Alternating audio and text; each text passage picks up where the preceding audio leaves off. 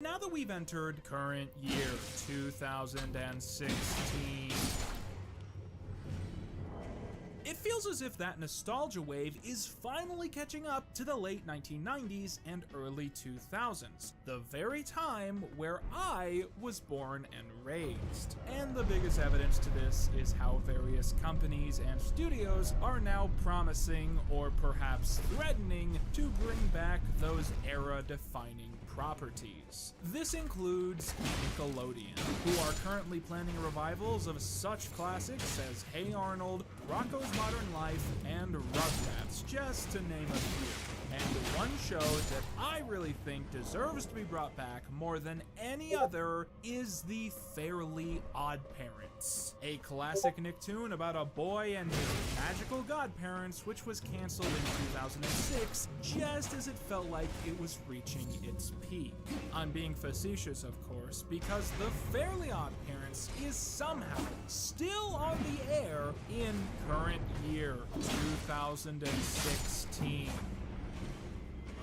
And it's terrible. Seeing a show you love go off the air just when it's getting good can be painful. But what's nearly as bad is watching that same show stumble forward when it's been on the cusp of life support for years now. I sometimes wonder if shows like The Simpsons would have been better if they had been canceled when they were great, put into hibernation for a decade or so, and then brought back with life and energy, rather than just being allowed to continue marching forward as a zombified imitation of its former self, meant to exist solely to satisfy a legacy time slot.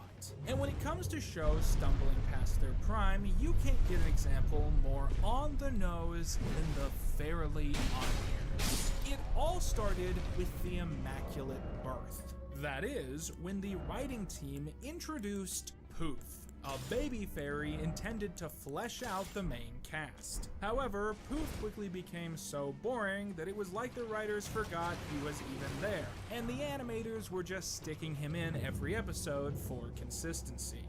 What's next? A talking dog with radical attitude? No, seriously, that's what they did next. I bark my dwarf, dwarf.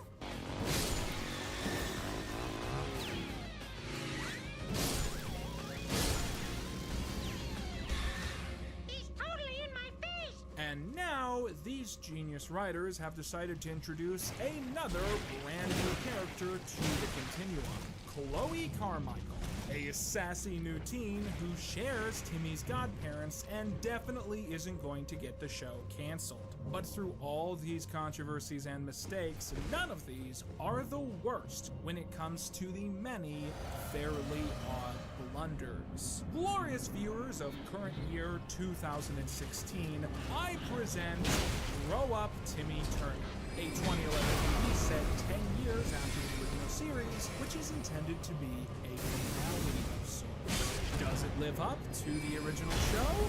Let's find out. He's so cute! Wait a second. I need an angel! Don't wake him up! Happy birthday, Timmy! Wanda, Cosmo, you guys crazy? You're a grown man still wearing horsey pajamas and you're asking if we're crazy? Crazy excitement! Happy 23rd birthday, Timmy Turner! Whoa! Thanks, guys. Go ahead, Pooh. Give it to me.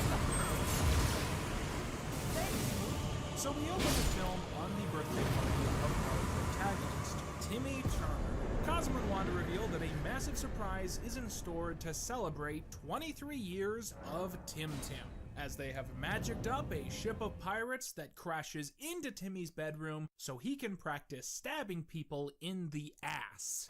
To the right, to the left, everything you own in the box to the left. Not even 5 minutes in, and already this film is so outrageous that it hardly feels real. And perhaps the biggest issue is the elephant in the room. Drake Bell, seen here playing an aged up Timmy Turner.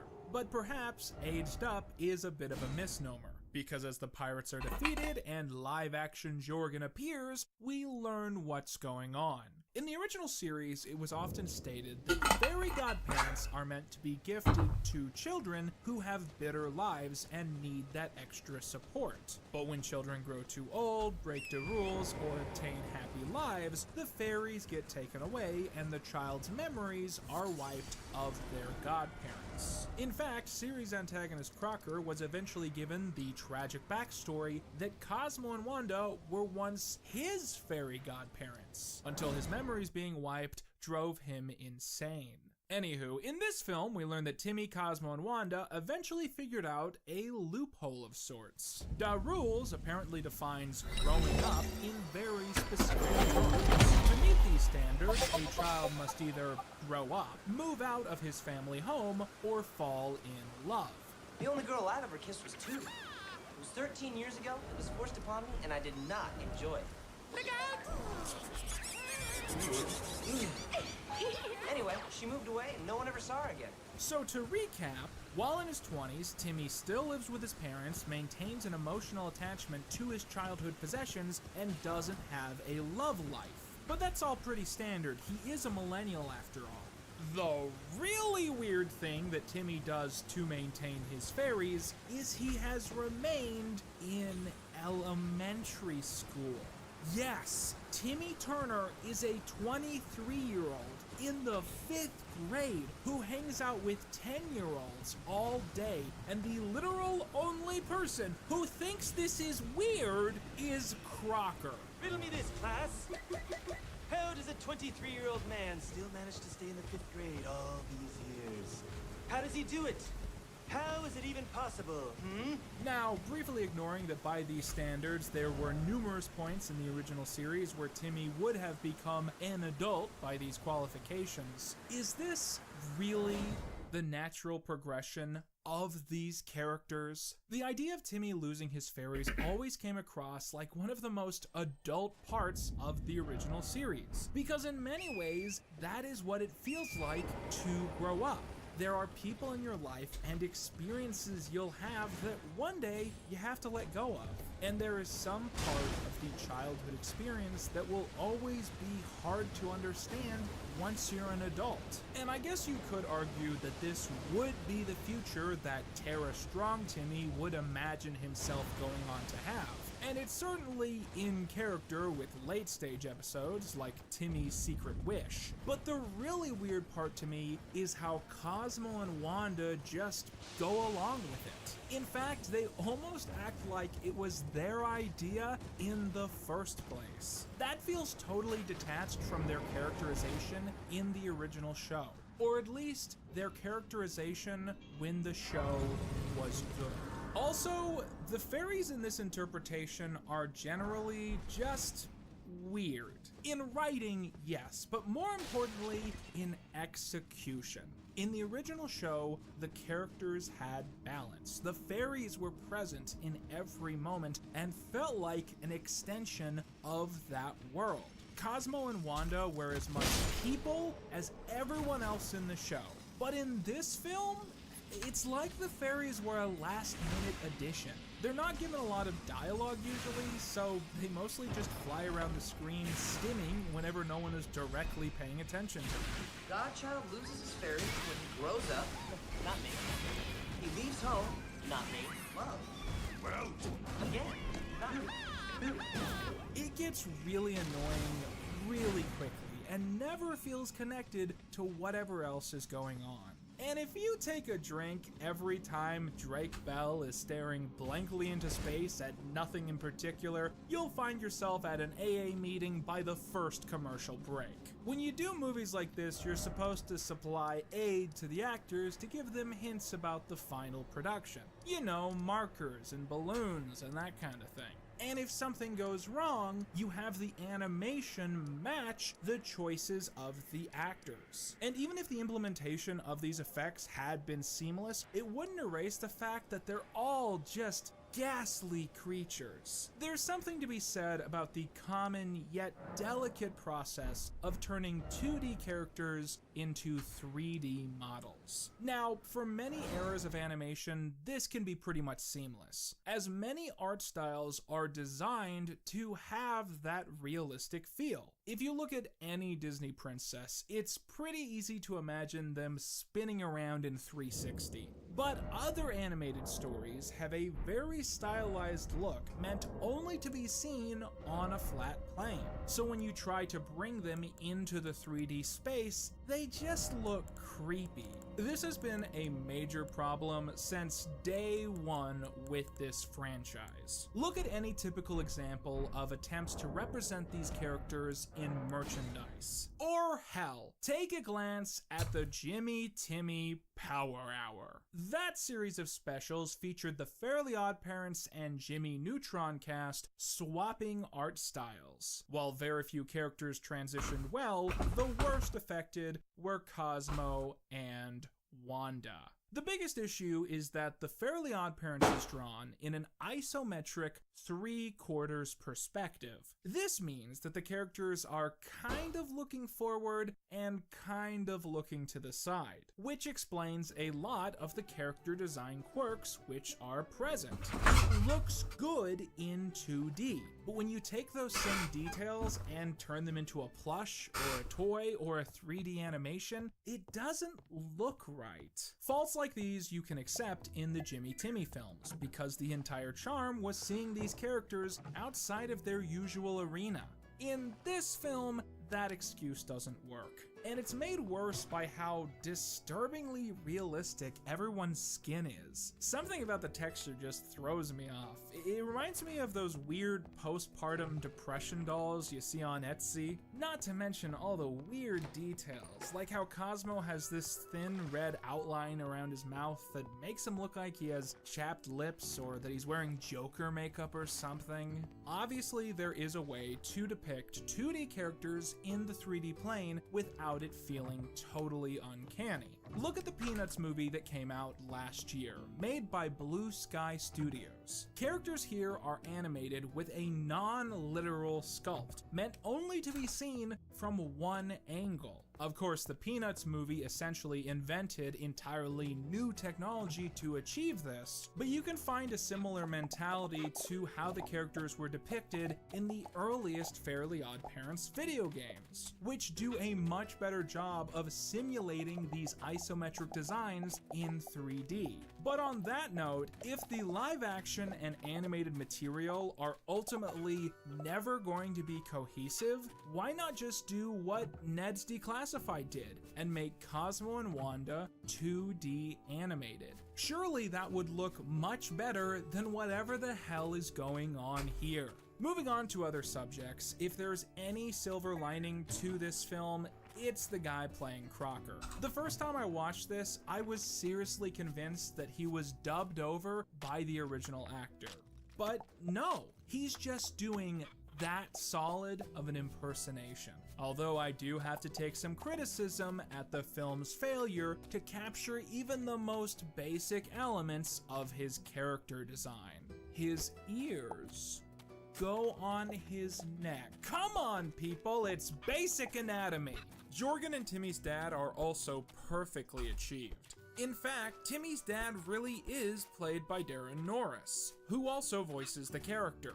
Also, weird aside, did you know that from the beginning of the Oh Yeah cartoons and to this very day, Cosmo and Wanda have always had the same voice actors as Timmy's parents? That's the kind of fun fact that makes your head explode spontaneously.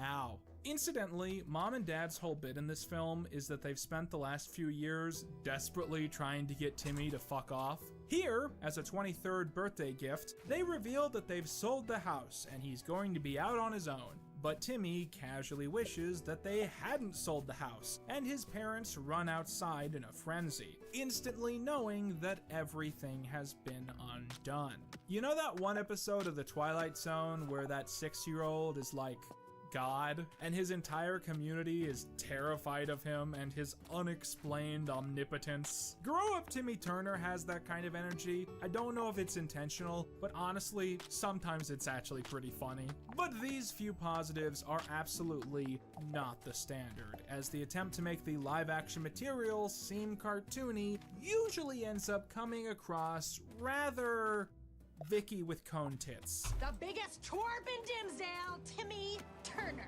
Ugh, icky Vicky. Someone had to plan this. Someone had to take out a piece of paper and write down Vicky pointy boobs. And that piece of paper had to go up through the chain of command. It had to go through an entire process of approval, and no one shot this one down. It's also worth talking about how creepy it feels whenever you actually see Drake Bell fraternizing with children. Crazy? If getting out of school early on my birthday and having more time to be a kid is crazy? Well, then people strap me in a straitjacket. So Jorgen is trying to trick Timmy into becoming an adult through various means, and his first plan involves sneaking into the school with Cupid's arrow and shooting Timmy with it. However, he accidentally shoots another kid by mistake, who falls in love with the school mascot. But can we just stop here for a moment and question, like, what Jorgen's plan actually was? Jorgen was going to shoot a grown man with Cupid's arrow while he was surrounded exclusively by children. This could have ended very badly. But apparently Tommy doesn't need to be coerced with Cupid's arrows because he sees one woman in town doing that slow motion my pants are about to fall down and I don't have a belt walk, and he decides to stalk her through town to get her attention. This leads him to the town park, where we witness a press conference being hosted by a business mogul named Hugh J. Magnate, who has just bought the park so it can be converted into what I gather to be an oil hotel?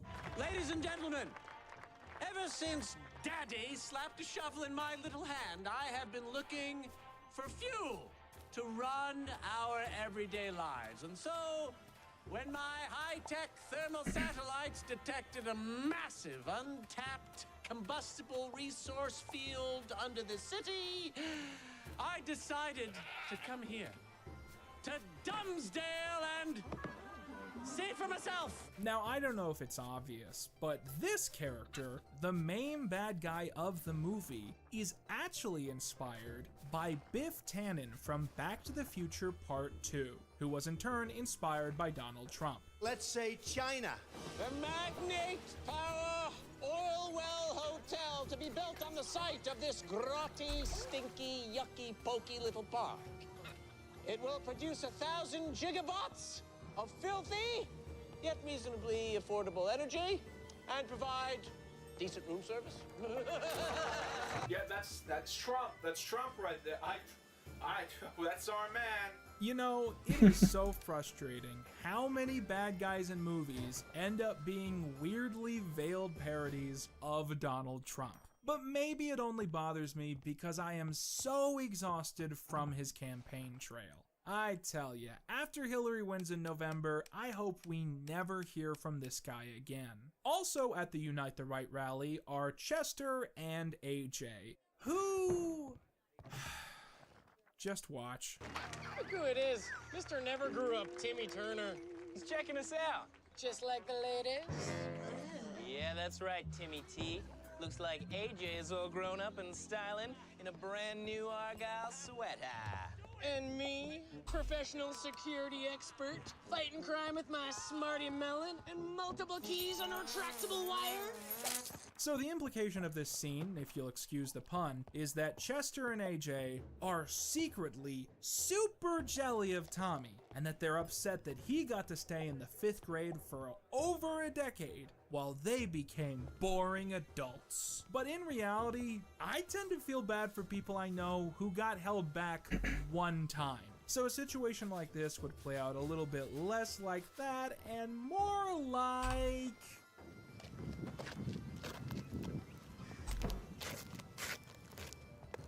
Tommy? It's Chester. Remember me? The 5th grade. Chester and AJ?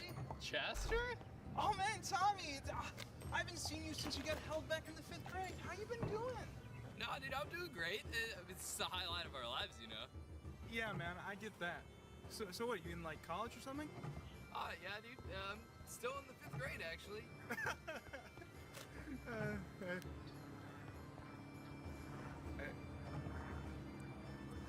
Are you serious? Mondays are great. They're so easy. I just get to prank Cocker all day, hang out with 10-year-old girls, play dodgeball, I buy them ice cream. Yeah, it's so cool. Yeah, man, that's great. Look, I gotta, like, run some errands, you know, but I'll definitely talk to you later. All right, dude. Don't go to the park tomorrow. So Trump, more like Drumpf, am I right, tries to start construction of his hotel, but the young woman that Tommy followed into the park reveals that she is staging a protest as she chains herself very loosely to a tree. Drumpf, however, says he doesn't care and orders the bulldozer to run over her and the tree, which sounds pretty ridiculous, but let's be honest with ourselves. If you heard that a protester had been killed by a bulldozer at a Trump rally, would you really doubt it? Because the bulldozer would stop working, and it does. But Drumpf is not deterred and orders his men to murder her with chainsaws, to the celebration of everyone. Tommy wishes the chainsaws would become balloons, and I guess that's seen as some kind of union difficulty, and they all leave. It's around this point that we find out that this character is actually Tootie. Huh, that must be my mistake. I keep getting these names wrong. Okay, so who is this character for real? Judy? Wow, I gotta tell you, that was incredible. Are you serious? Are you not joking? That's Tootie. This is fine. Tommy and Tootsie speak again in person and really hit it off, but Tommy runs away when he remembers he can't fall in love. Meanwhile, Trump and Ivanka are mulling over how their press conference didn't go to plan, like how their bulldozer broke down and some chainsaws turned into balloons. Typical acts of God, always mysteriously disrupting the lives of billionaires. Soon, Trump is contacted by a mysterious ally with a distorted voice, who soon reveals himself to be Crocker. Isn't technology great? Now, I kind of get what they were going for here. When you have a simple show that mostly revolves around the dull status quo of a select set of characters, one of the easiest ways to do an event episode is simply to dash in a new sense of stakes. When I was a kid, the SpongeBob movie really hooked me in this way. You see, Plankton started off as this gag villain, trying to steal a veggie burger recipe to no avail, only for him to then become a serious threat when he took over Bikini Bottom in the film. My years of investment felt paid off, and it also seemed like the stakes had never been so high. But if you're going to go for this, it's best to use the pre-existing mechanics of the world we already know. It works a whole lot less, for instance, when you introduce an entirely new bad guy with less clearly defined motivations and then treat him as the big threat of the special while still presenting him as an absolute buffoon.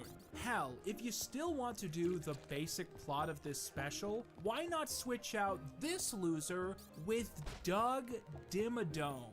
Come on, think about it. This is a character all the fans know. He's outright worshipped online, and if you want to have a bad guy who is a billionaire mogul trying to gentrify every remaining quaint part of Dimsdale, why not use the character who already has that defined as his shtick? Now that I think about it, the issue with this project is that most of the gags in The Fairly Odd Parents only work in animation. If you try to pull over the source material directly, it just feels forced. But that one visual gag where Doug Dimmadome's hat keeps going past the end of the screen, that would kill in live action. And just doing that one trick would almost justify this entire mess. But instead of two legacy bad guys teaming up to become a threatening yet entertaining duo, we have this. Crocker X some fucking guy, I don't know. So back at the Turner residence, the Fairleys try to coach Tommy on why he's been acting so strange. You've been acting sick since you saw Tootie in the park yesterday. Sick? No, I just have a cold or something. Yeah, that's what being sick means, Tommy. Oh no! You're falling in love with Tootie! That means you're growing up and you'll lose us forever! Uh-oh. That wasn't in the script. Drake Bell shit himself on set, and that was his organic reaction. The Fairleys deduce that Tommy's love meter has grown, meaning he's one step closer to falling in love and moving out of his parents' house, which means that he would have to give up Reddit or something. I don't know, I haven't really been paying a lot of attention. Tootsie soon arrives to see Tommy, causing his parents to shower her with praise and rice, hoping to exorcise him from their house. We'll give you money! Livestock! Raisins! Through the power of hormones, Tootsie convinces Tommy to go on a date with her, and as they ride on a bicycle built for two, Chester and AJ mock them from a distance. This is definitely one of the details in this film that I like the least. When I was a kid, my all-time favorite detail of the Fairly OddParents was how these three guys would stick together.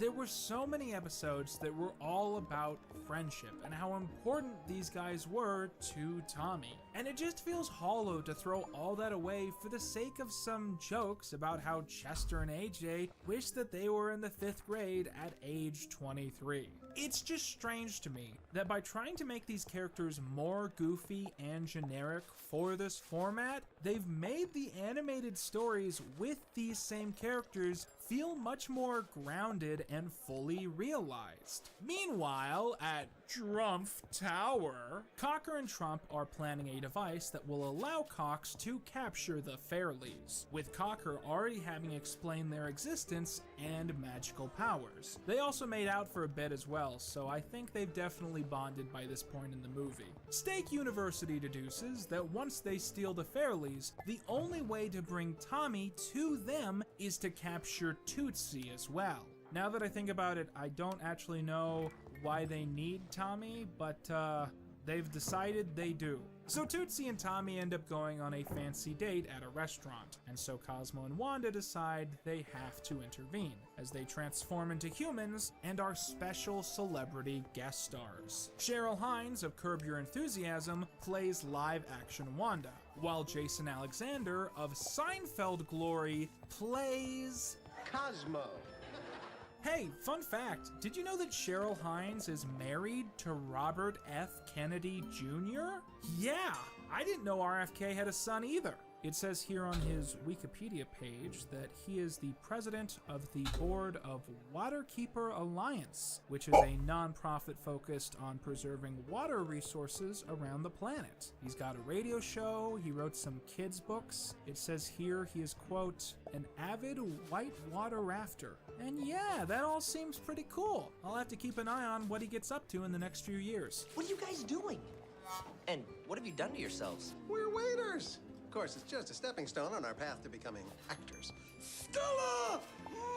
Everything about this part of the movie feels wrong. It's like they made this bit for the trailers or something. Cosmo and Wanda don't look right, they don't act right. I mean, for God's sakes, this scene looks like it's out of the Hunger Games. Cosmos and Wandu are there to sabotage the date so Tommy won't fall in love and thus won't grow up. To do this, they pour spaghetti all over Tootsie, a totally normal godparent thing to do. I mean, for God's sake, this is how I was baptized. I come from a family of Italian Catholics. This right here is the strangest part of the film to me, and it really speaks to the degradation of the Fairly OddParents brand that we've now seen stretch out over the course of the last decade of television. When the series started, the main recurring theme was that while Cosmo and Wanda were magical buddies who could grant wishes, they were also his surrogate parents to some extent. I mean, they are literally his godparents. They're the parents Timmy has when his biological parents are away. And while Timmy's actual mom and dad were dysfunctional, erratic, and distant, Cosmo and Wanda were intended to be somewhat more idyllic, to be compassionate and thoughtful to both Timmy and each other. But the problem with this pitch is that while it is wholesome, it isn't very funny. So eventually the show changed two important things over time. Number one, Cosmo is stupid now. Number two, Cosmo and Wanda hate each other. And eventually, after half a dozen universe-shattering movie events, the world of the Fairly OddParents starts to feel a lot more lore-motivated and a lot less character-motivated. And the way that Cosmo and Wanda act in this film is so out of left field that it's outright abusive. They hate each other, they fight constantly throughout the film, and their entire motivation is that they want to keep their surrogate godchild emotionally 10 years old forever. And it doesn't help that I constantly feel like live-action Wanda is about to try and sell me into a pyramid scheme about scented pine cones or something. Stop Tootie from what? From taking you away from us. You're falling in love, Timmy. And if that happens, the three of us won't be together. Oh, I've got an idea. Why don't you wish that Tootie was in Alaska right now? No. Also, you want to know a funny story? Well, I'll tell you anyways. While making this video, I made a list of original series characters who appear in this movie. I forgot to put Timmy and Tootie on that list, and the reason is that these two have absolutely nothing to do with their original characters. Timmy is supposed to be a lot of things. Neurotic, controlling, sentimental, deadpan, a conster, a slacker, a little gremlin with buck teeth, and the filmmakers went pink. Got it. Tootie, I think you can defend a little bit. In the original series, she's the young child of the family, always running to avoid the abuse of her sister, and of course, she has her long-standing crush on Timmy. In this film, she's been away for a decade, she's an environmentalist, she's acrobatic, she loves animals, I guess. But at the very least, it seems very true to her character that after becoming a successful and beautiful woman, the first thing she wants to do in her hometown is impress Timmy, despite him being a literal man-child whose closest friends haven't learned about negative numbers yet. And sure, you can argue that there are scenes where Tootie seems misdirected or over-expressive, but you have to keep in mind, it is not easy to apply a Shakespearean performance to a character named after the act of breaking wind. Oh, I almost forgot about the most important part of this scene. Tootsie has bought Tommy a new hat, and it's like a pink fedora, and this is a visual representation of his emancipation from childhood to adulthood. He's an adult now because he wears a fedora. Tommy is so grateful that he decides to have Cosmo and Wanda grant one last wish, which causes Cosmo to vibrate like a phone. His wish is for the town park to be restored to how it was during their childhoods, which has been what Tootsie has wanted the entire film. The two sit together in the tree and reminisce about the past, but when Tootsie tries to kiss him, Tommy falls backwards and slams to the ground. What happened, Timmy? I fell out of a tree? It looked like you fell out of the tree so you wouldn't have to kiss me. It's just really complicated right now. Are you seeing someone else? No. Did you just get out of a bad relationship? No. Maybe he just doesn't feel comfortable with the situation he's been put in. Maybe he's not used to this sort of thing, and he just needs time to be able to do something like that. I don't understand how I could love someone since 3rd grade. Someone who rebuilds a park for me, saves my tree, and then creates the most romantic day ever, and then tells me he can't kiss me. Okay, look, he does not owe you anything, okay? You can't just try and guilt people into these things because you spent the day with him. That's a very harsh and not a nice thing to do, okay? Okay, I think you need to take a step back, just check your privilege. Grow up, Timmy Turner! Do you believe in magic? So Tootsie is enraged and storms off when she suddenly sees a bunny minding its own business and totally not needing saved. So she goes to save it, of course. A big net raises up and Tootsie has been kidnapped. You? Ironic, isn't it? Someone who cares so much for helpless little creatures was betrayed by a helpless little creature. Okay, look, dude, we get it. You're Donald Trump. It stopped being menacing a super long time ago. Go, Tootie! Characterization aside, it's objectively funny that, as far as they could possibly know, Cosmo and Wanda just witnessed literal human trafficking, and they couldn't be more excited about it. But Poof's judgmental stare convinces them that what they're doing is wrong, and they have to help save Tootsie. By the way, have you noticed that this is the first time in the plot description that I've name-dropped Poof? That's because he's a pointless character who neither adds nor subtracts from any particular scene that he's in. If the plot isn't directly about him, he has nothing to do. He can't provide commentary, he can't help out, cause he baby. So instead, he just floats in the corner of the screen. He's kinda like Scrappy Doo. He saved the franchise from certain death. He was really in your face for the first, season he was there, and now he just stands around and smiles. Let's tell Timmy and save Tootie! Don't worry, little fairy.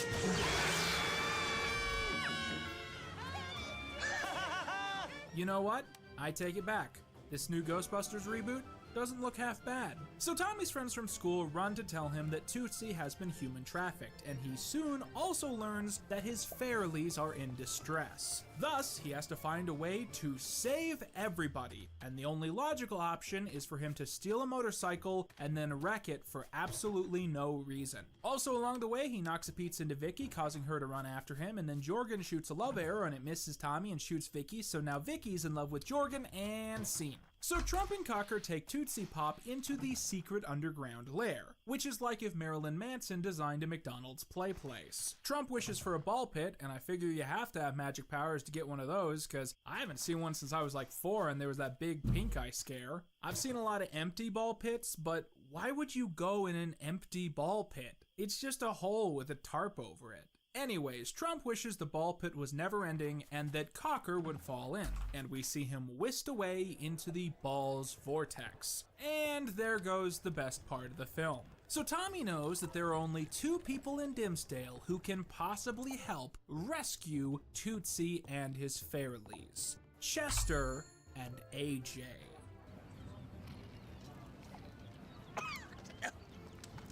Chester! Oh, God! Chester! Take my wallet! Take it! Take it! Leave me alone! You gotta help me, man! You gotta help me! Oh, God! What do you want? Listen! Listen, man! Are you wearing a fedora? Dude, listen! They took him, dude! What did they take? They took him! Who is this? Donald Trump took my Fairlies, man! What? I need my Fairlies! We gotta break into the Trump towers and steal them back. I don't want anything. I don't want to be a part of this. You gotta. Yeah, I swear to God. I'll kill your family. Okay. Ah! Chester! So Trump continues to act out and use the Fairlies for childish gains. He brings a 3-inch toy to life, grows gigantic muscles, and embarrasses his only Secret Service agent, so he is left alone without security. Also, it seems to me that the 3-inch toy could have been a prime opportunity for a cheap throwback. Maybe it could have been a dark laser action figure. Or hell, maybe Flipsy. I don't know. Good mascot. Could probably beat some people up. Hell yeah, Flipsy. Tommy arrives at Trump Tower with Chester and AJ, having promised to get both of them laid if they help out. Thinking quickly, Chester uses all of his security know-how to break into the premises.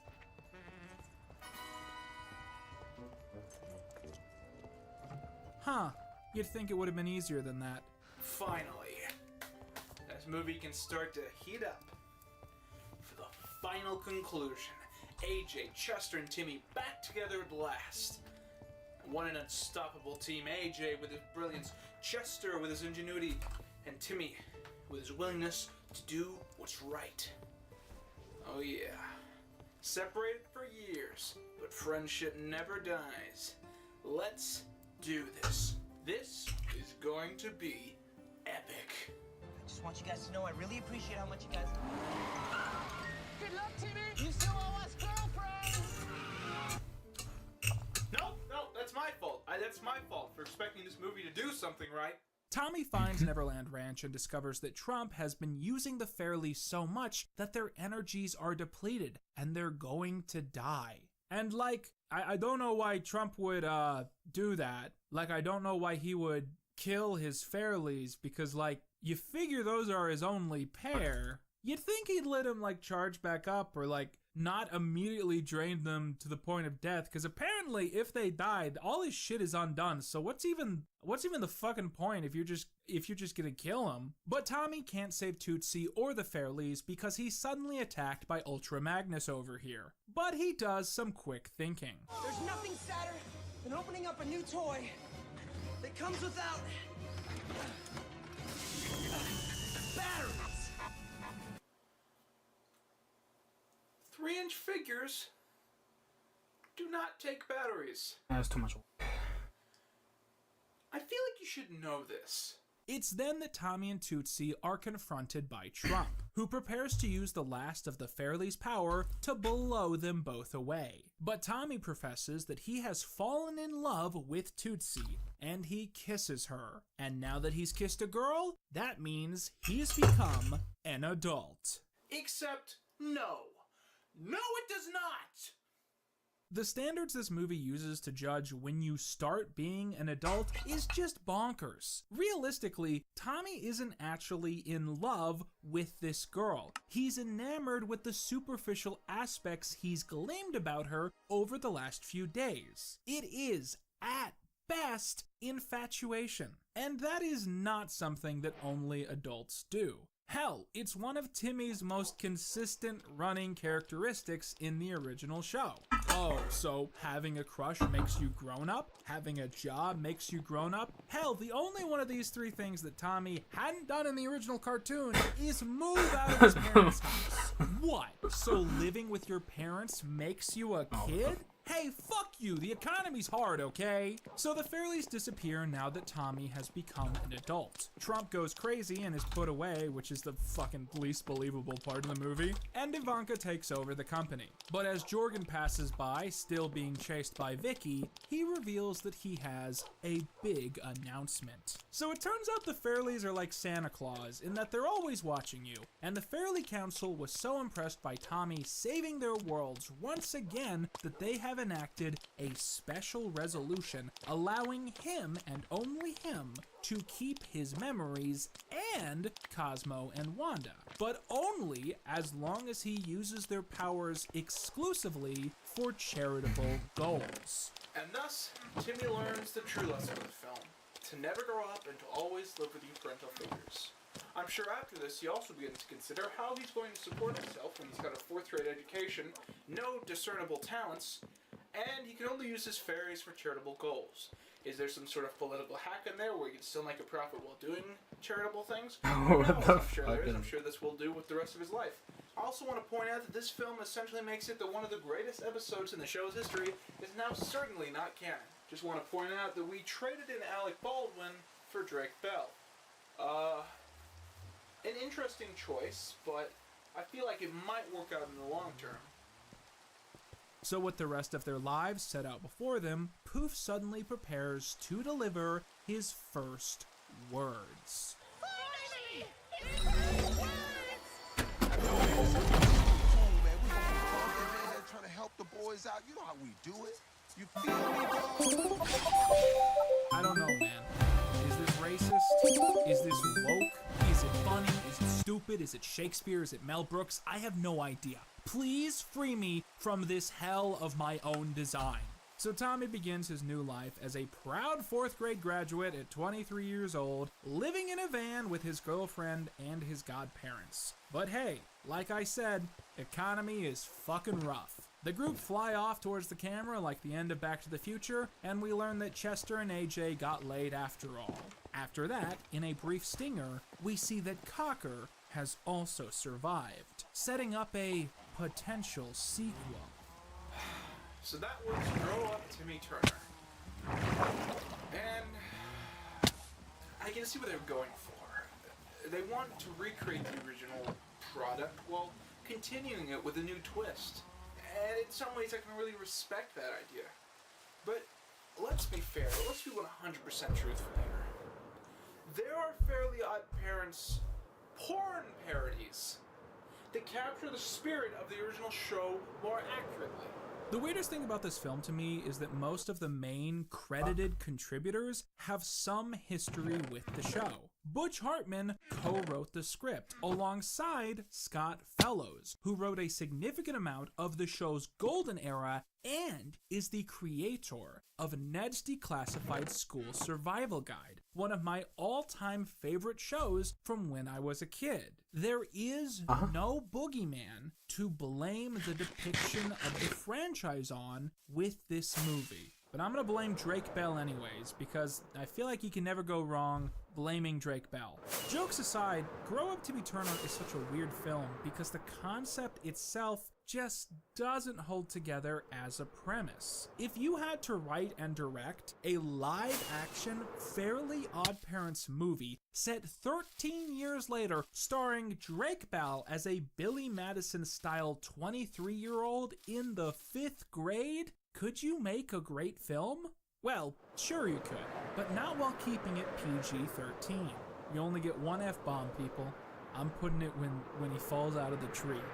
And sure, maybe it would have been different if you changed some things, if you had all the characters be in high school, or if you put more emphasis on the coming-of-age themes. Maybe it would have worked a little bit. But personally, I like to take the Zach Baggins approach. Sometimes, when something is truly cursed, it doesn't need diagnosed. It needs demolished. You can tell that a lot of effort went into this movie, and I respect that. Oh, hey. But it steers so off course that it is an insult to I was the trying to find medium you, I of didn't know where you were. storytelling. Hell, it is I was insulting checking to out the humanity. server. I personally want a written apology etched upon stone and put in What the happened town here? square It of feels like every something's town in off. America. What do you And mean? this is ultimately just Well, not a sad just situation here. where Did Ryan without a plan the better server script, earlier? more clear direction, a different I don't know. cast, and an entirely His base different seems concept for a different. film, what you How's have that? I here haven't is a seen. bad movie. I just logged on. Movie bad. Movie not good.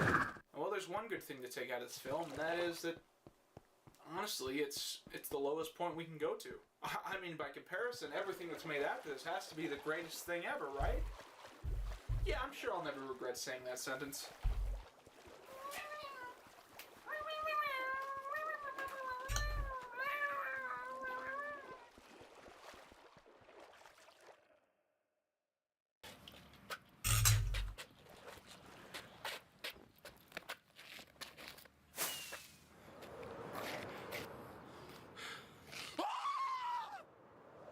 I wish that Donald Trump was president.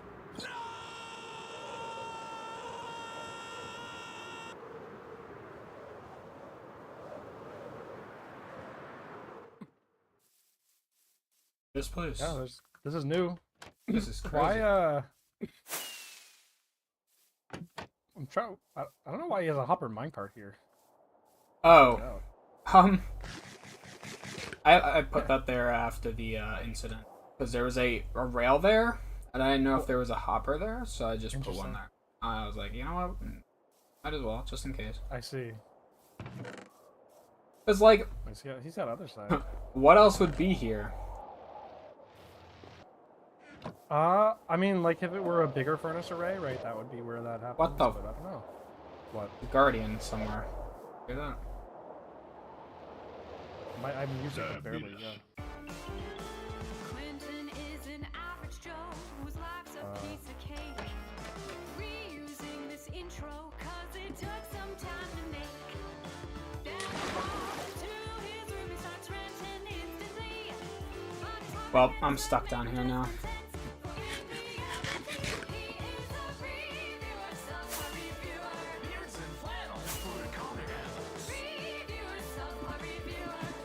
No!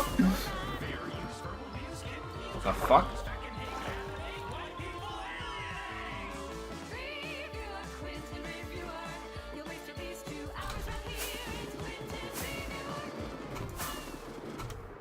Bitches. There are too many traditions in the reviews house I to don't- even count. You when it sure it's comes a to Guardian? I don't holidays. think it's a Every Guardian year, here. we put up a Thought I bunch of heard one. decorations. We get Maybe it's all like a excited. pool or We sit something. around the bonfire, 'Cause there is and then we wait definitely until not. mid-January to finally let the celebrations begin. But my favorite thing of all to do I is think to I gotta look get back that into creeper my farm own past going and to quicker find than I thought. something that 'Cause, I feel Am I like running really out? represents the No core of the rockets. holiday, not just of Christmas itself, but of what I love Sugarcane too, about. maybe. Have you seen the world inside of my that house? So I figured a good starting a place while ago, was yeah. Drake The pigster, Bell. the About bigster. 7 months ago, I What is this? reviewed Grow Up Timmy Turner, Yeah, a 2011 direct-to-television film think, based on the early 2000s hit program The Fairly Odd Parents. It's become one of my all-time favorite videos, and more importantly, it's one of my most popular, with over 40,000 views. And so it's no surprise that the sequel film, A Fairly Odd Christmas, is one of my most requested video topics in current year, 2017. What the fuck? With some even going as far as to promise me I- a viewing experience I looked at this, much worse and I don't than remember the if this was original here. film. And for me, that's always You put this been here? What the fuck? a When I look little down and like, hard oh, to because wait, click on that imagine. again. Whenever I review something, No, like, no matter right-click? how much I hate watching it or how many It, like, bitter turned gray for a words I second. spew out Oh, during I never the right-clicked review, Probably a shader thing. by the time I'm done editing the Tapping video, it. I've usually gained some kind of Yeah, someone respect added for it, signs around as my if house. I've formed a I don't know if personal there's any in here. relationship with this piece of media, and I get kind of Did defensive you ever? about Yeah, it. you did have Grow a Up mod. Timmy Yeah. Turner What? I haven't used it is an much, but it is nice to exception be able to see. this. Oh I yeah, dislike it's it a very too nice much mod. that I pull extreme It looks personal satisfaction it doesn't look too like from knowing you know. that I will take a seat. never have to watch it I don't want to. ever Why? again. Oh, okay. And the sequel? It's worse? How could it possibly be worse? Spoilers, Yeah, it's but, not. But before we go any further, remember someone to wrote, go down below employees and have hit to wash that hands, so- subscribe button. We're trying to get Going to back to the kitchen. 100,000 Hey, subscribers by the end of Can't go in there, current that's the year, faucet. 2017. He fell in And my I am announcing bath, a so I brand guess new now he's just subscriber in my goal bath. to I don't go think along this is a with clean that. bath. If we can pull this off, No, it's clean. then I Fish in will it. make a No, it's review axolotls. Fish have of the legs. third Timmy Turner they're, movie. We're on A one of them. Fairly They're reptiles. Odd Summer. Are But they? I I will don't- only do Axolotls? this I think if so. we reach I don't know what they are. They're Or they're amphibians. 100,000 subscribers. So if you want to see the full trilogy, So they're like make kind sure of you go down reptiles. and you hit that subscribe button.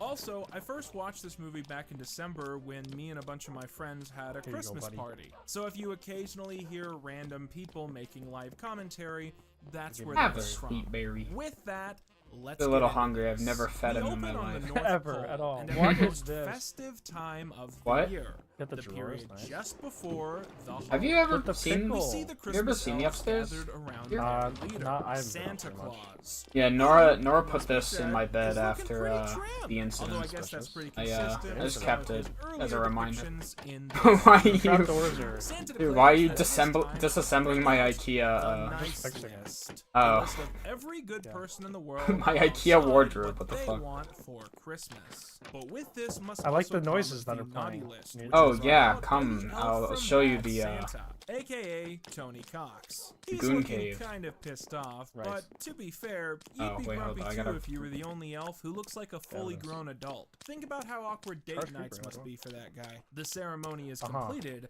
but just as Santa begins to study the good Why is there a list, smelter in here? something goes I wrong. think that was just like the best place I would put it. How is that the best place you could put it? I don't know. I think it's the best place. The worst. Okay, that's good. Don't you like that? Yeah. Someone That's put good. something. Someone put something behind here.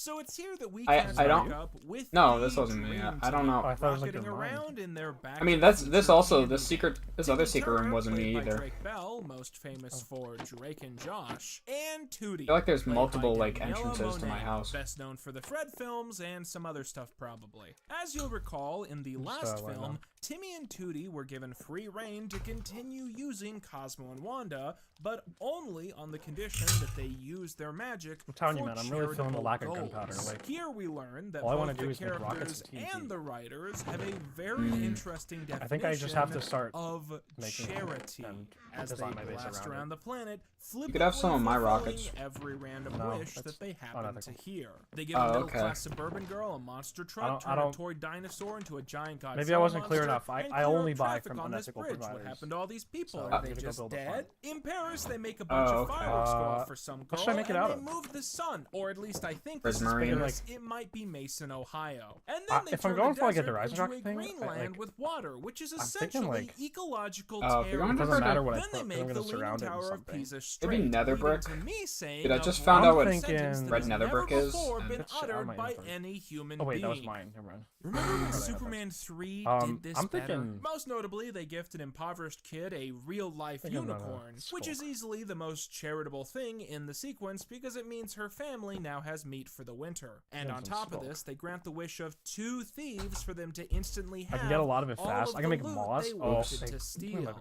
Whoever they were, they Just wanted to jump on the bed. We find out that in just that morning I alone, get the moss group and I have get skull. granted And I get cats.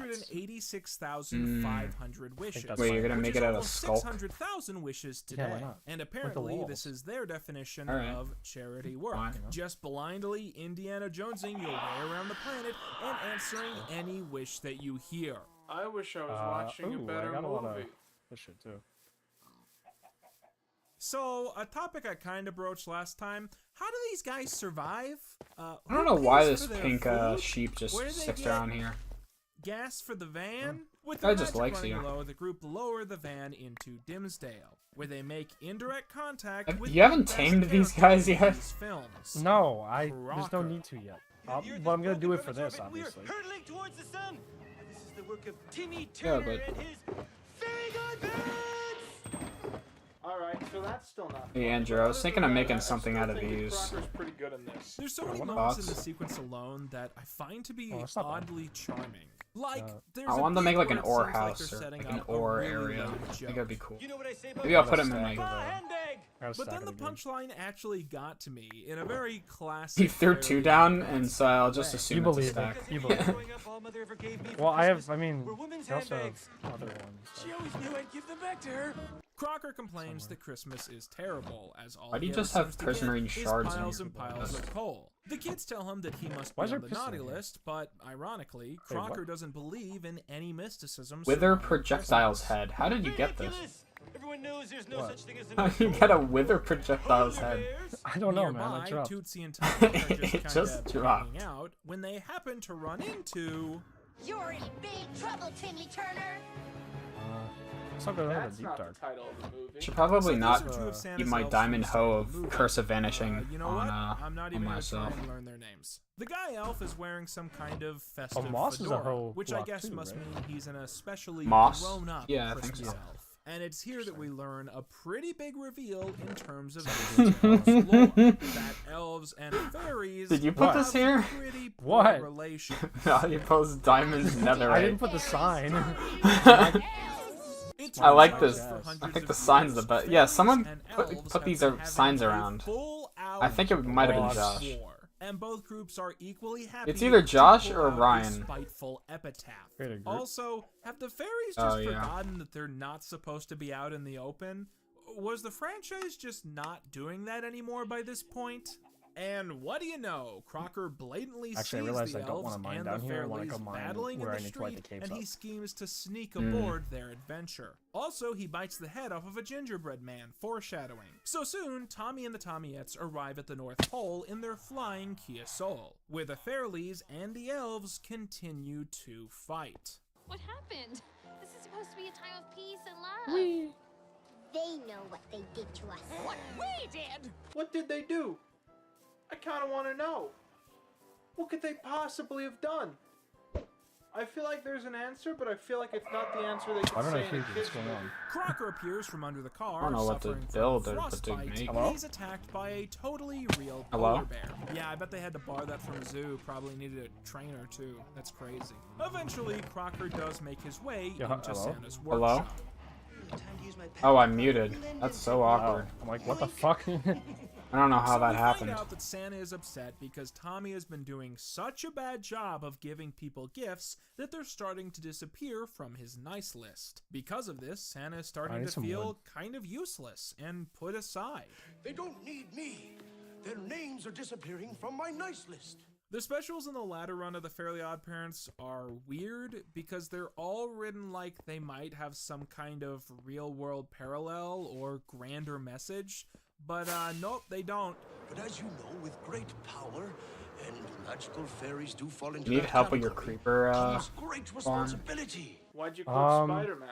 Yeah, I need to That dig down. doesn't seem a little bit, especially relevant. Alright, It's I'll funny because I'll an put elf is that beating a since I child don't due to know a deeply seated what- racial bias. This part of the movie is chock Have you full of seen the stuff giant that you spruce tree near probably my shouldn't house? think about too long because of the implication. Yeah. Your ears look a little dull. Looks like we have to sharpen them. So Santa is trying to give Tommy a long talk about how he just can't flippantly fulfill Are you gonna make it in your every house? random wish that he happens to hear. But they get interrupted when one of the factory machines clogs up and Santa has to fix it. Santa says that he wishes production could go more smoothly, I and don't know Tommy what says, "Hey, that sounds like a random wish. I should flippantly fulfill it." Okay, But this what is Tommy doesn't this know is that definitely elf Josh. buildings are designed to reflect any fairy I magic, found a sign and in this my causes Cosmo's wand to send out a in my concentrated hot dog jolt, stand saying which Robin bounces Swan, around, Robin Swan, knocking Guy into Mon everything and Sean. causing havoc. Yeah, I don't know who that's on that. Yeah, it's definitely just took someone out. Oh. That's nice. You gotta do your thing. Oh shit, yeah, I gotta. What is it? What is happening?